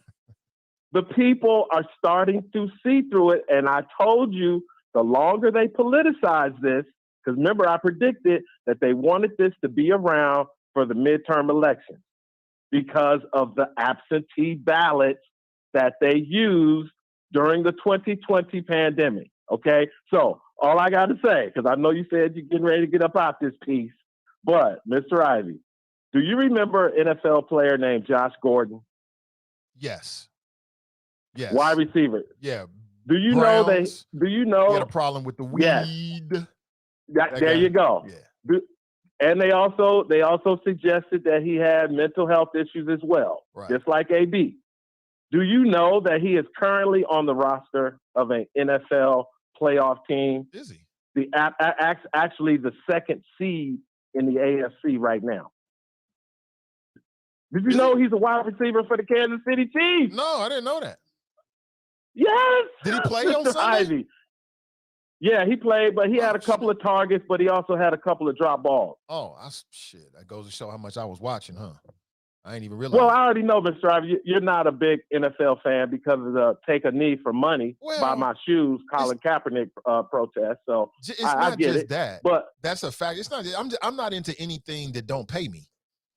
That's really come into. I don't have time to sit there for you 2 just hours like if I ain't getting no money out of it. You just like Al Sharpton, Benjamin Crump, you know, the race hustlers. If it ain't about money, if it ain't about money. Wrong for that, man. I'm gonna give you some points. That was clever. That was clever, but you're wrong for that one. Good way to slide that in, bro. If it ain't about money, it don't make sense. I get you, Mr. Ivy, but you wild for that one. Good one. Good touche. Hey, Mr. Ivy, 2022, my brother. You just wait. But all I got to say, Mr. Ivy, is in the NFL and other professional sports leagues, if you can play, they will look the other way. That's just all. It's that simple. It doesn't matter why Antonio Brown did what he did. It doesn't matter how he did what he did. The fact is, as long as AB can still run them routes like he did on the Destroying website, and that young brother, he was a kicker, the guy who runs that site. I love that guy. He's got a great channel. I love him. He got a great channel. Oh, I love him, Mr. Ivy. It brings me back to my high school days when I was refereeing high school basketball. So, but as long as Antonio Brown can still put up numbers, he will be on the NFL roster in 2022. I guarantee it. Unless he decides not to play anymore and pursue a rap career, which everybody can rap now. Anybody can rap. True. It's not that hard. You know, you get a nice beat, you get some auto-tune, and you get somebody to write you 16 bars, and you good. You right. know? Because I'm thinking about writing a rap song for the Nathan Ivy Show. I'm thinking about doing a whole album. Oh, Mr. Ivy, because the guy who wrote your original song, that song, every time I hear it, Mr. Ivy, you know the song. Yeah. The Nathan Ivy Show theme song. Yeah. I think you said the guy copy wrote it and you can't. His name is Jono. Yeah. Jono. Yeah. Do you have rights to that song? You know, we never really talked about it. I would assume so. We haven't really talked about it that far. Yeah, I guess I do. I'm telling you, Mr. Ivy, you should buy that song and own it. I'm telling you, because it is timeless. If you live in Cincinnati, it is. And obviously I don't, but I've been listening to Cincinnati radio for the last 4 years, and that song, Mr. Ivy, with the Grippos, Cincinnati Red Town. But anyway, I'm feeling good this morning, Mr. Ivy, because I'm at the end of my cold. I went out walking yesterday after about 2 weeks of raining. So Walking While Retired is back online on Twitter. Follow me on Twitter. Y'all know where I'm at, the Black Not Democrat. And I hate to break the news before I go, but Glenn from Mason, also at Petty_GW on Twitter, he asked me to not follow him anymore. So I stopped following him, and I think now he has like 48 or 49 followers. I tried to help a brother out because you know, Mr. Ivy, choppers support choppers.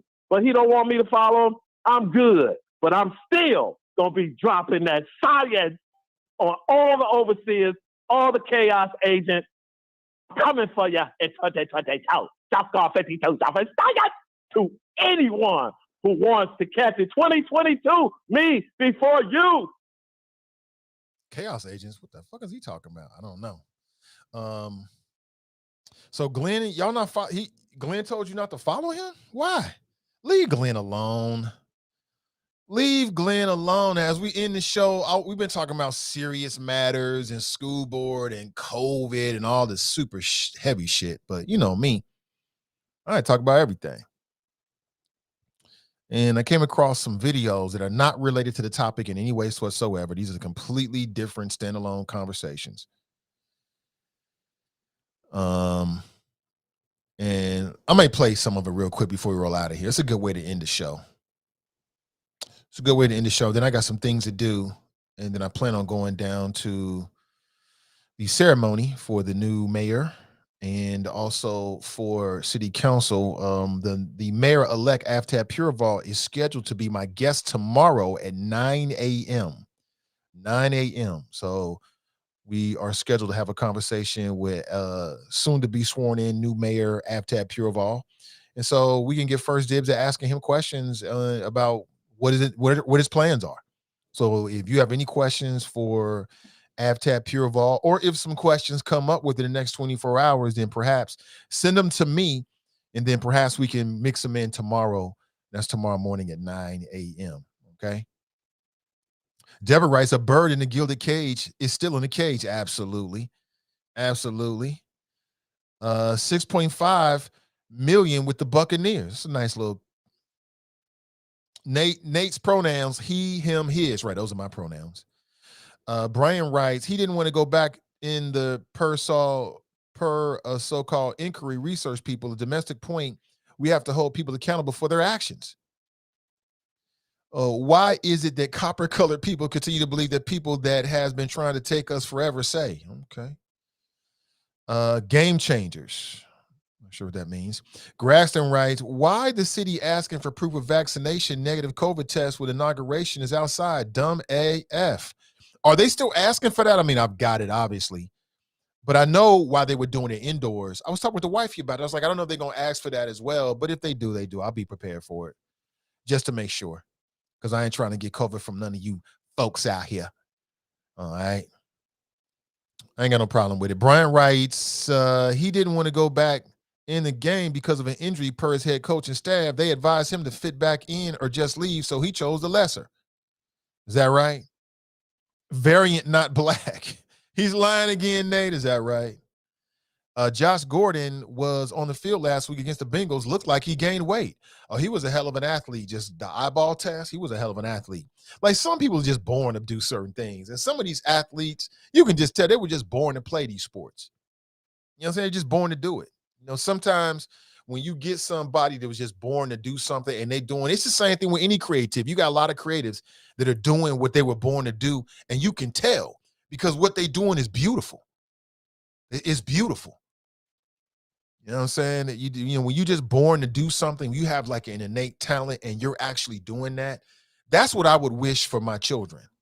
I'm pushing my children not to get jobs that become entrepreneurs.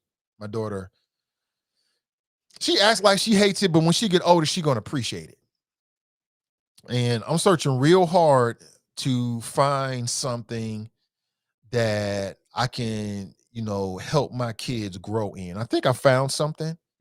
Because my kids, they want to do YouTube like all people. They want to do TikTok and all that kind of shit. But after a long conversation, I think we settled in on something for both of them. So also, speaking of, that kind of stuff, on Thursday, I'm going to report back to the Choppers because I told you last Thursday, some people in the chop shop said, why don't we do an investment club? Or maybe I said it and people like jumped on it. I can't remember.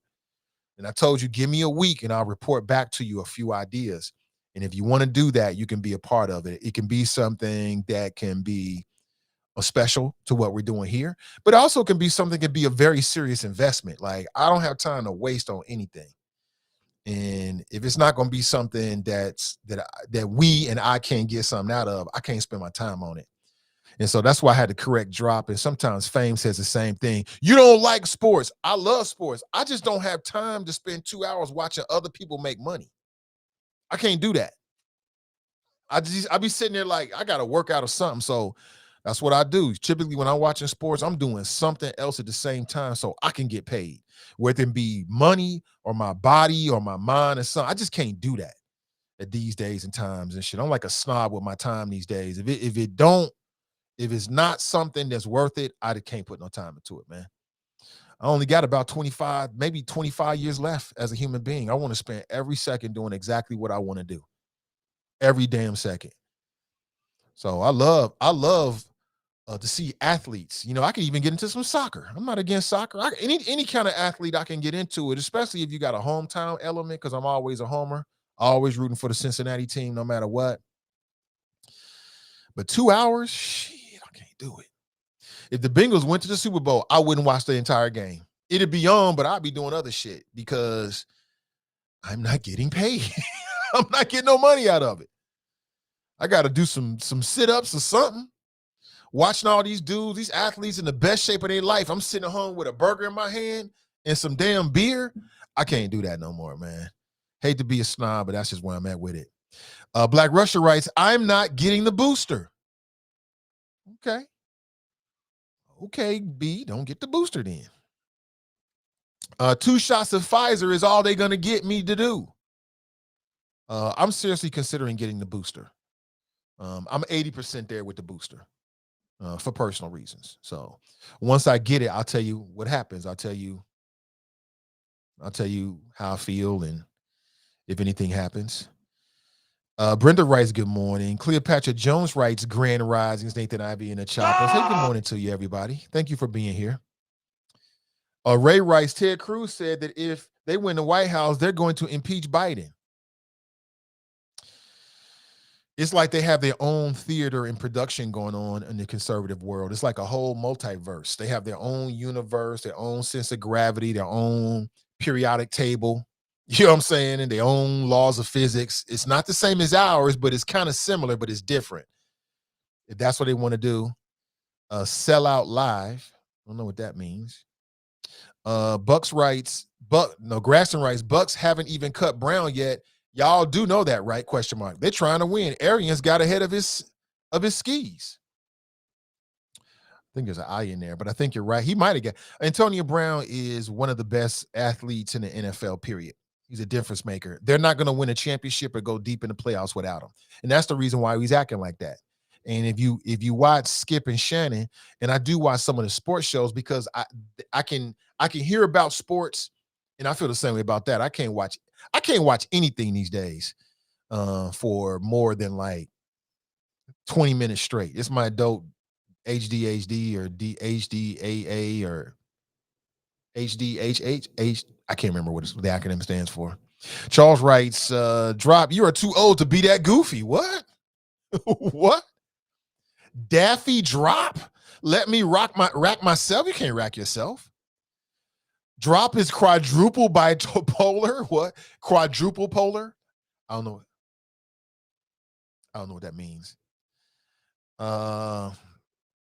Notice how Drop didn't talk about the polls increase and showing an increase in popularity for the VP. Right, I did hear that. And you're right, he did not bring it up because he's black, not Democrat. Okay. Every year, they tell us how many people died of the flu. They haven't said a word about the flu. Daryl writes, is fan base a viable option for you, Nate? You did tell me about that, and I completely put it to the side. I'll check it out again this week. Because I went to the website, but I'm not sure what their service is. Like, is it kind of like, I'm not sure what exactly it is. It sounds like, from first glance, it looks like, to me, I'm wondering if it appears to be like a Patreon type of thing. And if it is, I'm already got Patreon. I'm not sure what more fan base will bring to me, but thank you for that. And I'll definitely check it out. Thank you for being here. Before we roll out, another word from today's sponsor. Of course, today's show is brought to you by our friends over at Renew Community Church. They do a live stream. Matter of fact, they do a master class on Sunday mornings at 11:45 a.m. You can tap in on YouTube at Renew Community Church live stream, and you can tap in on Facebook at facebook.com/Cincy Renew. They're also offering a free ebook and coaching via their website at renewcommunitychurch.org. This week's topic: learn how to feel good and attract money, health, new relationships, job contracts, and business opportunities in 2022. And that seems like a great way to spend your time, learning how you can increase your wealth or your contacts or your business or whatever you're working on. So tap in on Sunday at 11:45 a.m. I got man, I'm gonna have to do I'm gonna have to do my own thing. I won't be going to gym anytime soon because the gym is too packed. I got a membership from Planet Fitness over in Northern Kentucky, right? I'm only paying $10 a month right now. I don't have the black card where I can go to anyone. I mean, that's close to the house. It's good for me. If you don't live in Cincinnati, Kentucky is like where from where I live, I can be in Kentucky and I could literally be there in 5 minutes with no traffic. 4 minutes with no traffic. It's that close, right over the bridge. I was gonna go to the gym last night and I looked at my meter, right? And this is not an endorsement, but if you go to Planet Fitness, they give you this little, you get this this app, and with the app, that's how you actually key in, like you swap your QR code, and that way they register you when you go in. But the very top has got a crowd meter. Now, ever since I've been going there, since a few months now. But every time I look at the crowd meter, it's got no more than 1 or 2 bars. I've never seen it with 3 bars until last night.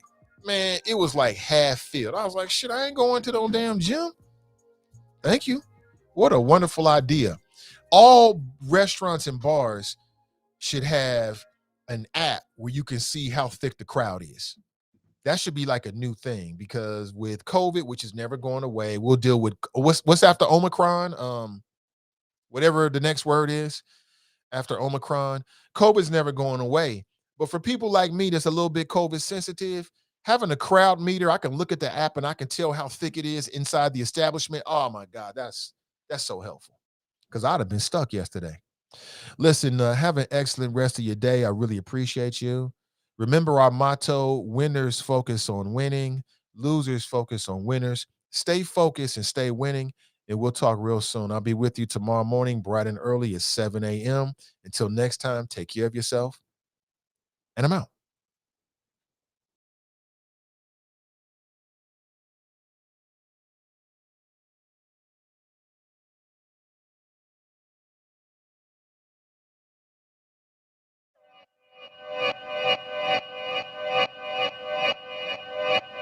Yeah, talking to my mirror like I love you so much. Curving on my critics like I heard you, so what? You can't kill my confidence, I think I'm the man. Tally all the I ever gave on my head. Lately I've been living like I can't take a loss. They ain't wanna help me, that's what made me a boss. You can't kill my confidence, I think I'm the man. We don't give a that's what they don't understand. I'm back again like flu season. I broke records while loose leafing. I'm coming down my roof, leaving. Don't give a I don't care. Did the for my lonesome. No wonder now I'm on one. No shortcuts on that long run. All I really want is my share. Get on my God, on my totem is nothing. In the discussion, for them feelings I throw all my pain on percussion. It's disgusting. I hear them bragging about that they did, and it do not move me, not in the least. They ain't been dropping no seeds in the soil, but swear that you almost spotted the feast. I've been on go mode, showboat, rowboat, wave ride. Cool shorty, too naughty, pool party, wet for the face ride. Annie up, penny down, hand me down, thrift store, old drip. New money, too funny, old shorty, talk about old. I'm on they now, can't get a pass now. I'm a cash cow, keeping it brash now. It's trash now, I'm a spaz out. I've been killing my lows and living on highs. You see in the skies the proof. You could just see in my eyes that there is no lies. I cannot disguise the truth. I've been duck dog, getting to my new merch, colored duck sauce on the new couch with my chucks on. Get the on with that hate. I'm big cool on the small chat, cause I know now that I'm all that. Got a Hawkeye on the ball cat, get the out of my face. Talking to my mirror like I love you so much. Curving on my critics like I heard you, so what? You can't kill my confidence, I think I'm the man. Tally all the I ever gave on my head. Lately I've been living like I can't take a loss. They ain't wanna help me, that's what made me a boss. You can't kill my confidence, I think I'm the man. We don't give a that's what they don't understand.